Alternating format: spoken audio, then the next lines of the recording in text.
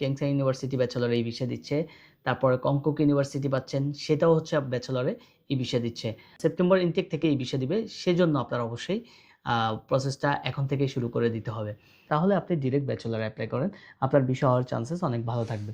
আসসালামু আলাইকুম। জাভেদ হোসেন বলছি, founder and CEO dream destination international. আশা করছি আপনারা প্রত্যেকে ভালো আছেন। আল্লাহর রহমতে আমিও ভালো আছি। ব্যাচেলরে অ্যাপ্লিকেশন করতে চাচ্ছেন সাউথ কোরিয়াতে, কিন্তু কোন ইউনিভার্সিটি সিলেক্ট করবেন এটা ভেবে পাচ্ছেন না। তাহলে আজকের ভিডিওটি আপনার জন্য। আজকে আপনাকে অনেকগুলা ইউনিভার্সিটির নাম বলবো, যেখান থেকে আপনি ইজিলি হচ্ছে ইউনিভার্সিটি সিলেক্ট করে ফেলতে পারছেন। আপনার বিএফএস ইউনিভার্সিটি আছে, Busan university of foreign studies, যেখানে আপনি ব্যাচেলরের কয়েকটি সাবজেক্ট পেয়ে যাবেন এবং তারা এই ভিসাও দিবে।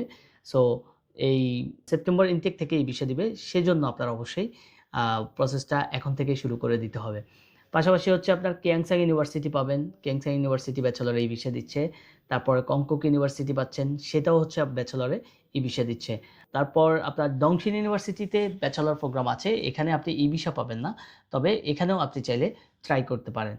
আ এর বাহিরেও আরও অনেকগুলো ইউনিভার্সিটি আছে, যেমন জিওনবুক ন্যাশনাল ইউনিভার্সিটি, কাঙ্গুন ন্যাশনাল ইউনিভার্সিটি, যেগুলোতে আপনি ব্যাচেলর কন্টিনিউ করতে পারছেন।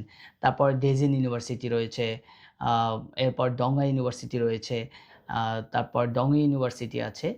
হিউজ ইউনিভার্সিটি সাউথ কোরিয়ার মধ্যে, যেগুলোতে আপনি ব্যাচেলর কিংবা মাস্টার্স প্রোগ্রামের জন্য যেতে পারছেন। ব্যাচেলরদের জন্য যে ইউনিভার্সিটিগুলা রয়েছে বা যে সাবজেক্টগুলা রয়েছে, তার মধ্যে থেকে কিছু ইউনিভার্সিটি রিজিওনাল দিচ্ছে টুকটাক, আর পাশাপাশি কিছু ইউনিভার্সিটি ই ভিসা দিচ্ছে বা ভিন দিচ্ছে। এখন আপনার আসলে কোথায় এপ্লাই করা উচিত? আপনার কি ভিন দিয়ে এপ্লাই করা উচিত, নাকি হচ্ছে আপনার রিজিওনালে এপ্লাই করা উচিত?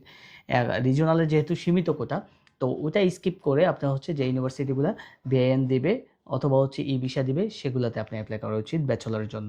আপনার যদি আইএলটিএস 5.5 থাকে, তাহলে হচ্ছে আপনি ইএপি কিংবা কেএলপি চুজ করতে পারেন। আর যদি আপনার আইএলটিএস 6+ থেকে থাকে, তাহলে আপনি ডিরেক্ট ব্যাচেলরে এপ্লাই করেন। আপনার বিষয় হওয়ার চান্সেস অনেক ভালো থাকবে। এক্ষেত্রে ডকুমেন্টসের দিকে অবশ্য ফোকাস রাখতে হবে আপনার। যে ইউনিভার্সিটিগুলো হচ্ছে ব্যাচেলরে ই ভিসা দিচ্ছে না, হ্যাঁ?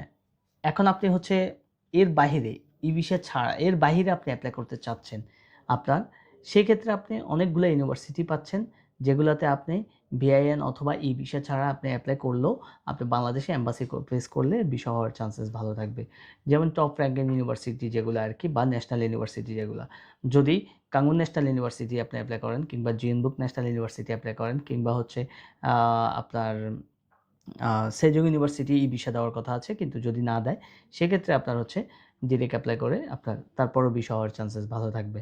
এর পাশাপাশি আপনি হানসাং ইউনিভার্সিটিতে এপ্লাই করতে পারছেন।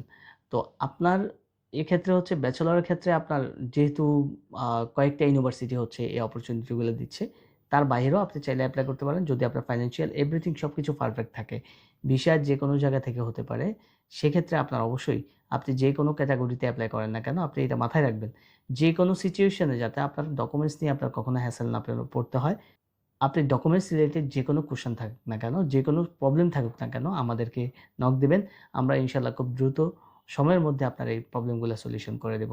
আশা করি আপনার বিদেশি উচ্চশিক্ষার জার্নি খুবই স্মুথ হবে। ভালো থাকবেন, সুস্থ থাকবেন। আমাদের জন্য বেশি, বেশি দোয়া করবেন। আপনাদের জন্য দোয়া এবং ভালোবাসা রইলো। আসসালামু আলাইকুম।